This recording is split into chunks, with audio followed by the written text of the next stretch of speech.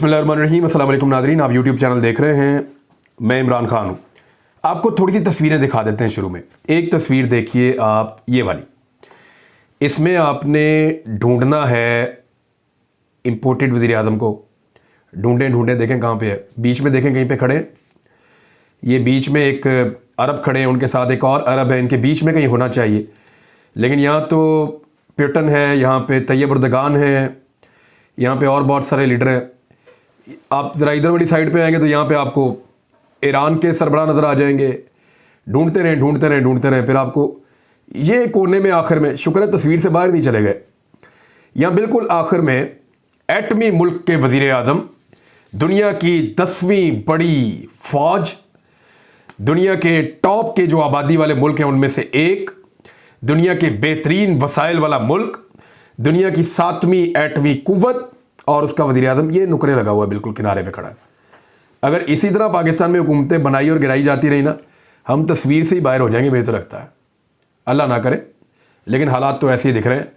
यानी इंडियंस के साथ भी वो सलूक नहीं होता, बाकी सबके साथ भी नहीं होता, तो हमारे साथ क्यों होता है?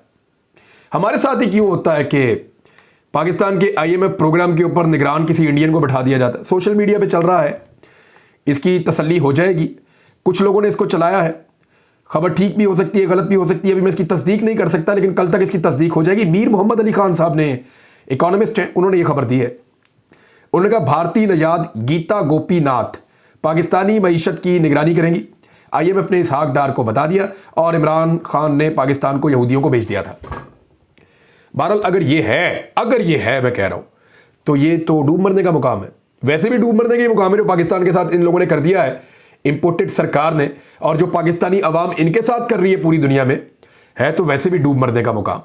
लेकिन अगर ये हो गया ना, तो फिर तो बिल्कुल ही डूब मरने का मुकाम है। यानी अब इंडियन खातून, उनकी तस्वीरें मोदी साहब के साथ भी बहुत दिखाई जा रही हैं सोशल मीडिया पे। अगर तो ये खबर ठीक है तो फिर ये बड़ी ही मायूब बात है और डूब मरने का एक और मुकाम है। और बहुत सारे मुकाम ये रास्ते में गुजारा हैं, ये एक और हो सकता है। अब आज दो और तस्वीरें मैं आपको दिखाता हूँ। ये देखें जी, कितनी प्यारी तस्वीर है। ये तस्वीर आप देखें, इसमें आपको मौलाना फजलुर रहमान साहब नजर आ रहे हैं, और उनकी जो जिद है जिस पॉलिटिकल पार्टी से, उसका नाम है ANP। तो ANP की लालटेन आपको सामने नजर आ रही है और ANP लिखा भी हुआ है। ये हैं जनाब मौलाना फजलुर रहमान साहब। सारी जिंदगी जिसके खिलाफ इलेक्शन लड़ते रहे, जिसके खिलाफ नारे लगाते रहे, जिन्हें लादीन करार देते रहे, और जिनके खिलाफ इस्लाम का परचम बुलंद रखा, अब उनके साथ मिलकर इमरान खान का मुकाबला कर रहे हैं। एक और तस्वीर देखिए, ये है मरियम नवाज साहिबा। ये मुस्लिम लीग नून की अलमबरदार हैं, शरीफ खानदान का मुस्तकबिल, और ये मुस्कुराते हुए लोगों को कह रही हैं कि ऊपर उठ जाएं, नीचे बैठ जाएं। वो वाली प्रैक्टिस करवा रही थी लोगों को, ये वो वाला जलसा है। यहां पे जो है वो पाकिस्तान पीपल्स पार्टी के झंडे के ऊपर खड़ी होकर तकरीर कर रही हैं। वैसे इन्होंने भुट्टो के ऊपर और पीपल्स पार्टी के तरानों के ऊपर हल्का हल्का रक्स भी किया हुआ है और उनके नारे भी लगाए हुए हैं, बल्कि GA भुट्टो के नारों में भी शामिल हुई हैं। और जो भुट्टो खानदान की कब्रें हैं उसके ऊपर जाके हाजिरी भी दे चुकी हैं, सजदे भी कर चुकी हैं, जो भी वो जैसे करते हैं, वो ताज़ीम करते हैं, वो भी कर चुकी हैं। तो वहाँ पे भी जाके हाजिरियाँ दे चुकी हैं। तो ये मरियम नवाज साहब है, सारी ज़िंदगी बताया करप्ट हैं, बेईमान हैं, चोर हैं, डाकू हैं, लुटेरे हैं, सिरे महल हैं, अंग्रेज़ों के गुलाम हैं, पाकिस्तान के दुश्मन हैं, सिक्योरिटी रिस्क हैं, उन्हीं के झंडे के साथ। तो ये सब कुछ कैसे हो गया पाकिस्तान में? ये सारे कैसे इकट्ठे हो गए? ना सिर्फ ये सारे इकट्ठे हो गए, लेकिन आपने देखा फिर आखिर में जो सबसे ताकतवर हल्के वो भी इनके साथ मिल गए। पहले ये सारे इकट्ठे हुए, फिर जो ताकतवर हल्के वो भी इनके साथ मिल गए। क्योंकि आपको बहुत पहले मैंने बताया था कि इमरान खान एलियन है, वो इस सिस्टम का हिस्सा नहीं बनेगा, वो इस निज़ाम का हिस्सा नहीं बनेगा, वो कोशिश करेगा इस निज़ाम को बदलने की। फिर ये बदबूदार निज़ाम जो है ये उसके रास्ते की रुकावट बनेगा और उसके खिलाफ मुज़ामत करेगा। अब वो निज़ाम अपनी तमाम तर कुव्वतों के साथ उसके रास्ते की रुकावट बन रहा है। देखिए, एक तो एक दूसरे के दुश्मनों के जलसों में जाकर उनके नारे लगवा दिए इमरान खान ने। दूसरा, बूट के ऊपर जिस दिन से ज़ुबान रखी है, मुंह का जायका भी ख़राब है। तो बहुत शदीद अजियत के अंदर है। तो जब कोई इतनी अजियत में होता है ना, फिर इस तरह के जुमले निकलते हैं, बावला कुत्ता। इमरान खान साहब को कहा राणा सनाउल्लाह साहब ने, उल्टा लटका दूंगा। आपको याद है आसिफ अली जरदारी को भी उल्टा लटकाना था शहबाज शरीफ साहब ने, और गलियों में घसीटना था। फिर हमने देखा कि शहबाज शरीफ साहब ने आसिफ अली जरदारी साहब को कभी खाने की टेबल पे घसीटा कि नहीं सर इधर से बैठ के खा लें, कभी उनको असेंबली के अंदर घसीटा कि नहीं सर मेरी सीट पे आके बैठ जाएं। फिर कभी उनको झुक झुक कर इज्जत दी, कभी उनके घुटनों को हाथ लगाया, तो सब कुछ किया। तो इसी तरह अब यही जो पॉलिटिकल पार्टी है वो इमरान खान साहब को ऐसी धमकियां दे रही है। और मैं नहीं चाहता कि वो इमरान खान साहब के सामने भी ऐसे झुकते रहे, लेकिन हम उनका रिकॉर्ड ये बताता है कि जिसको भी धमकी लगाते हैं, चाहे वो कोई आर्मी का जनरल हो, चाहे वो कोई किसी इदारे का दूसरा बंदा हो, चाहे वो कोई अदलिया के जजेस हो, चाहे वो कोई पॉलिटिकल पार्टी हो, जिसको भी धमकी लगाते हैं, जिसका भी गिरबान पकड़ते हैं, फिर ये उसके पाँव भी पड़ते हैं। और ये इनकी रवायत है, हमेशा से ऐसा करते हैं। बेनज़ीर भुट्टो साहिबा से इन्होंने बहुत ज्यादती की, लेकिन फिर उनके पाँव में गिरे। और अब तो बिलावल ने भी इनसे बहुत कुछ सीख लिया है, और वो भी बिल्कुल इसी तरह की सियासत कर रहे हैं। यानी जिनको वो चोर, डाकू, लुटेरा और सिक्योरिटी थ्रेट कहते थे, अब उनके साथ शामिल हो गए। मिसाल के तौर पर आजम सवाती के ऊपर होने वाले तशद्दुद के ऊपर जबान खोलने पर तैयार नहीं है। आजम सवाती के ऊपर जो तशद्दुद हुआ, उसमें डॉक्टरों को कहा गया कि मेडिकल रिपोर्ट बना दें। डॉक्टरों ने मेडिकल रिपोर्ट बनाई है। अब ये मेडिकल रिपोर्ट मेरे सामने मौजूद है। ये अमानत गशकोरी साहब जो हैं, उन्होंने इसको ट्वीट किया है, और ये सुप्रीम कोर्ट के कॉरेस्पॉन्डेंट हैं। और ये जो लिख रहे हैं वो मैं आपको पढ़ के सुना देता हूँ एज इट इज़, क्योंकि इनका क्रेडिट है, इन्होंने इस खबर को ढूंढा, मेरी नज़र नहीं पड़ी थी। ये है इस मुल्क का हेल्थ सिस्टम। इन डॉक्टर पर बंदा क्या यकीन करे जो मेडिकल रिपोर्ट्स भी 2 नंबर बनाते हैं।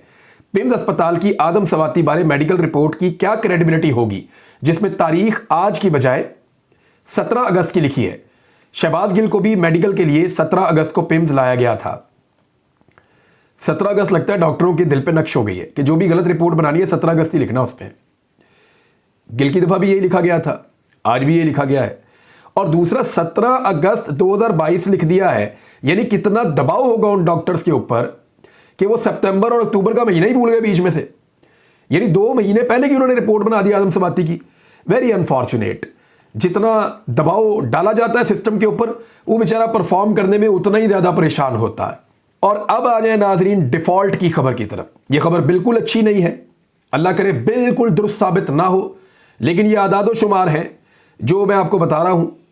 और ये आदादो शुमार भी, मैं एक इकोनॉमिस्ट हैं मीर मोहम्मद अली खान, उनके अकाउंट से उठा रहा हूं, और उन्होंने जो इसकी तफसीलात लिखी हैं और एक चार्ट भी साथ में शो किया है, और ये ब्लूमबर्ग का है, इसका सोर्स जो है वो ब्लूमबर्ग है। और वो चार्ट क्या बता रहा है, यानी पाकिस्तान के डिफॉल्ट होने के खदशात से मुताल्लिक ये रिपोर्ट है। और उसमें मिफ्ता इस्माइल जब आखिरी बयान अपना देकर जा रहे थे तो उन्होंने कहा था कि हमने पाकिस्तान को डिफॉल्ट होने से बचा लिया। लेकिन अब जरा ये डाटा आप देखिए और इस चार्ट को आप समझिए। अप्रैल 2022 जब इमरान खान साहब को हटा दिया गया और शहबाज शरीफ को लाया गया, रजीम चेंज ऑपरेशन जब मुकम्मल हो गया, उससे पहले फरवरी में जो पाकिस्तान का डिफॉल्ट का खतरा था वो 10% से कम था। लेकिन जब अप्रैल आया तो पाकिस्तान का डिफॉल्ट का खतरा इन्होंने जब वो दे दिया, तहरीक अदम एतमाद के ऊपर काम शुरू हो गया, पाकिस्तान में अनसर्टेनिटी हो गई, तो फिर पाकिस्तान के डिफॉल्ट का खतरा 19% तक था। यानी जब इमरान खान साहब से हुकूमत छीनी गई उस वक्त पाकिस्तान के डिफॉल्ट का खतरा इस रिपोर्ट के मुताबिक 19% था। और आज अक्टूबर 2012 में ठीक 6 महीने के बाद पाकिस्तान के डिफॉल्ट का खतरा 81% है। 19% से 81%, 62% की जंप मारी है इस इंपोर्टेड हुकूमत ने। 81% का मतलब क्या है, जरा आप इसको समझिए। 81% का मतलब यह है कि ऑलमोस्ट डिफॉल्ट हो चुका हो मुल्क। क्योंकि देखिए दुनिया की नजरों में श्रीलंका उस वक्त डिफॉल्ट कर गया था जब उसका डिफॉल्ट होने का खतरा 61% था, तो उसको डिफॉल्ट करार दे दिया गया था। बाकी ये डाटा आपके सामने है, आप डाटा पढ़िए, इंपोर्टेड हुकूमत का शुक्रिया अदा कीजिए, और याद रखिए सहूलतकारों का शुक्रिया अदा करना बिल्कुल मत भूलिएगा, जिन्होंने ये पूरा रजीम चेंज ऑपरेशन स्पॉन्सर किया। पाकिस्तान से बाहर से बैठ के, पाकिस्तान के अंदर बैठ के बड़ी कामयाबी के साथ इसको पाया तकमील तक पहुंचाया, और उसके नतीजे में एक ऐसी हुकूमत बनाई जो पाकिस्तान के दिवालिया होने के खतरे को 19% से बढ़ाकर 81% तक पहुंचा चुके हैं। एक और रिपोर्ट पढ़िए, अलार्मिंग लेवल है, अलार्मिंग, यही लिखा जा रहा है बिजनेस रिकॉर्डर में। वो लिख रहे हैं कि alarming level, State Bank of Pakistan held foreign exchange services decline $303 million to $7.6 billion. हुआ क्या, पाकिस्तान के ज़र मुबादला के ज़खायर बढ़ेंगे तो पाकिस्तान बचेगा ना। इमरान खान के दौर में ये ज़र मुबादला के ज़खायर बढ़ रहे थे, सिवाय एक आधे मौके पर ये ज़र मुबादला के ज़खायर लगातार बढ़ते रहे हैं। लेकिन जब से PMLN की हुकूमत आई है या PDM की हुकूमत आई है, फजलुर रहमान की हुकूमत आई है, बिलावल जरदारी की हुकूमत आई है, MGM की हुकूमत आई है, जब से नवाज शरीफ की हुकूमत आई है, इन सबको इल्ज़ाम दिया करें जब भी आपने देना, किसी एक का आपने नाम नहीं लेना। तो जब से इन सब की हुकूमत आई है तब से अब तक पाकिस्तान के ज़र मुबादला के ज़खायर लगातार कम हो रहे हैं। IMF से पैसे लेकर कुछ हद तक इन्होंने रिलीफ लेने की कोशिश की थी। दोस्त मुबालिक ने वो पैसे पाकिस्तान के अकाउंट के अंदर रखे हुए हैं, अगर वो निकल जाए तो पाकिस्तान डिफॉल्ट, खुदा ना खास्ता, अल्लाह ना करे ऐसा हो। लेकिन आदादोशुमार तो यही बताते हैं, एक्सपर्ट्स यही कह रहे हैं।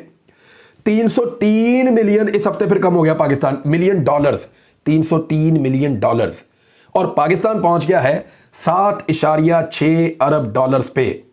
ये लोएस्ट लेवल पे पाकिस्तान पहुंच गया है, 7.6 अरब डॉलर। और अगर ऐसे ही चलता रहा ना 2-3 महीने और, खुदा ना खास्ता अगर ऐसे ही चलता रहा, तो या तो पाकिस्तान में बड़ी खौफनाक महंगाई करनी पड़ेगी, या तो पाकिस्तानियों से बहुत सारा पैसा छीनना पड़ेगा, या फिर पाकिस्तान खुदा ना खास्ता अल्लाह ना करे पाकिस्तान डिफॉल्ट की तरफ चला जाएगा। और ये हुक्मरान उस तरफ इस मुल्क को बहुत तेजी से लेकर जा रहे हैं, बदकिस्मती से लेकर जा रहे हैं। ये इसहाक डार साहब बाहर गए, अमेरिका को सिर्फ डराएंगे जाकर, उनको ये कहेंगे कि हमें किसी तरह बचाइए वरना इमरान खान आ जाएगा, इमरान खान आएगा तो आपकी बातें नहीं मानेगा, कुछ हमें दे दें, हमारा टाइम पास करवा लें। तो शायद हो सकता है कि अमेरिका इनकी कुछ मदद कर दे, और कर दे, अल्लाह करे इनकी कोई मदद, पाकिस्तान तो बच जाए। लेकिन मुझे ऐसा नहीं लगता, क्योंकि इनमें ये कैपेसिटी नहीं है, और दुनिया इनको वैसे भी पैसा नहीं देना चाहती। सैलाब मुतासरीन का जो पैसा है वो भी ये कहते हैं कि हमने डायरेक्ट इनको पैसा नहीं देना, हम इनको कैश क्यों दें, हमें इन पर एतबार ही नहीं है। वो सामान देना चाहते हैं, और अब तो ये सामान भी गरीबों तक नहीं जाने देते। कैसी बदकिस्मती है पाकिस्तान की। श्रीलंका जब डिफॉल्ट कर गया था ना, तो गालिबन 4.5 अरब डॉलर के ज़खायर थे उसके पास, लेकिन उसकी इकॉनमी पाकिस्तान से बहुत छोटी है, बहुत छोटी है। पाकिस्तान का इकॉनमी का साइज बहुत बड़ा है, लेकिन पाकिस्तान जैसा मुल्क और 7.6 अरब डॉलर के ज़खायर, ये कहां पहुंचा दिया पाकिस्तान को पाकिस्तान की पॉलिसीज ने। यानी इतना बड़ा मुल्क, इतनी बड़ी आबादी, एटॉमिक पावर है हम, दुनिया की हर फैसिलिटी हमारे पास है, तमाम वसाइल हमारे पास हैं, नौजवानों की इतनी बड़ी तादाद हमारे पास है। हमने अपने मुल्क का क्या हाल कर दिया है, और तमाम नौजवानों को अपने खिलाफ कर दिया इंपोर्टेड हुकूमत ने आने के बाद। ऐसी पॉलिसीज लेकर आई कि तमाम नौजवान उनके खिलाफ हो गए। इमरान खान साहब जहां जाते हैं वहां दुनिया निकल आती है। मिसाल के तौर पे इमरान खान और हुकूमत चलाने के लिए कैसी हरकतें कर रहे हैं, जरा वो भी आप जरा नोट फरमा लें। शहबाज शरीफ साहब की एक और कॉल लीक हो गई, जरा ये सुन लें आप। शहबाज शरीफ साहब की एक और कॉल लीक हो गई है, उसका ट्रांसक्रिप्ट मैं आपको थोड़ा सा बता देता हूं, कैसे ये डीलिंग कर रहे हैं, जरा उसको भी आप सुन लें।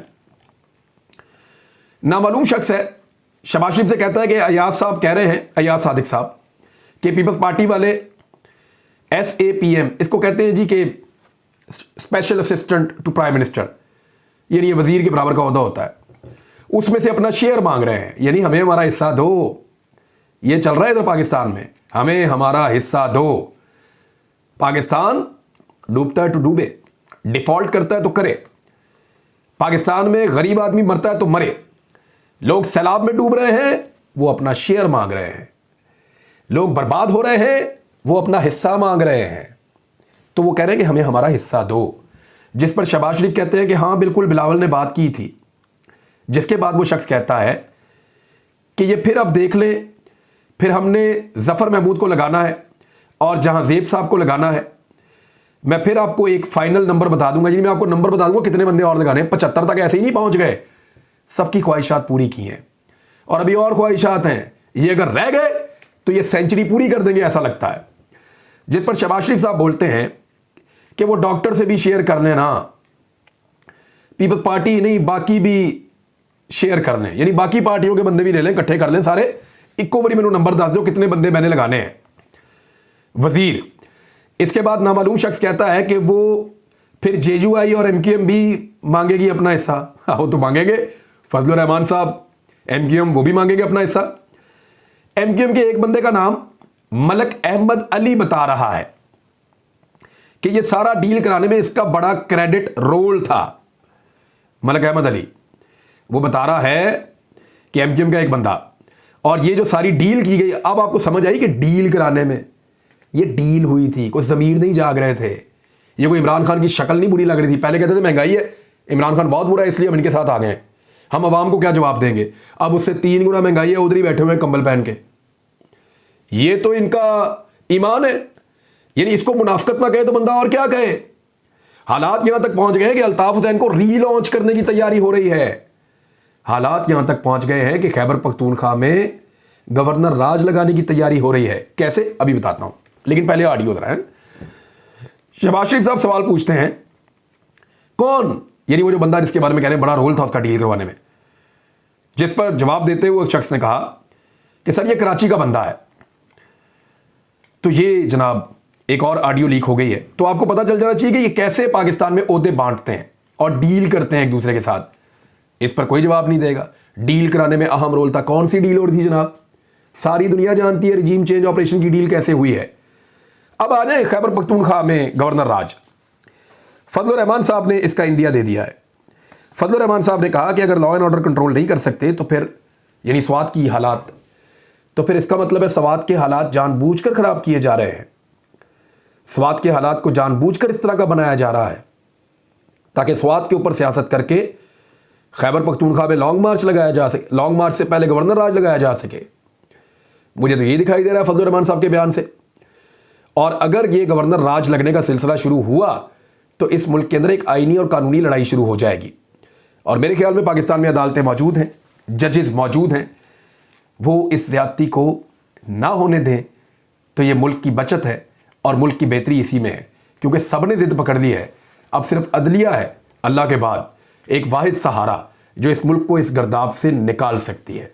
बहरहाल बहुत सारे लोगों की ख्वाहिश है कि इमरान खान फौरन लॉन्ग मार्च अनाउंस कर दें, and they are begging for this. मैं ये कह रहा हूं तो आप इसको समझ लें कि बड़े बड़े तगड़े लोग हैं, तरला कर रहे हैं लॉन्ग मार्च के लिए कि अल्लाह का वास्ता इमरान खान किसी तरह लॉन्ग मार्च ले आए। इमरान खान के साथियों को कहा जा रहा है दबाव डालो इमरान खान पे किसी तरह लॉन्ग मार्च ले आए, क्योंकि इमरान खान लॉन्ग मार्च लाएगा तो हमारी दाल गलेगी। और इमरान खान भी तरसा तरसा के अपनी असेसमेंट कर रहे हैं, जब उनको सूट करेगा तब वो अनाउंस भी करेंगे। बहरहाल अब तक के लिए इतनी, अपना ख्याल रखिएगा, अपने इस चैनल का भी। अल्लाह हाफ़िज़।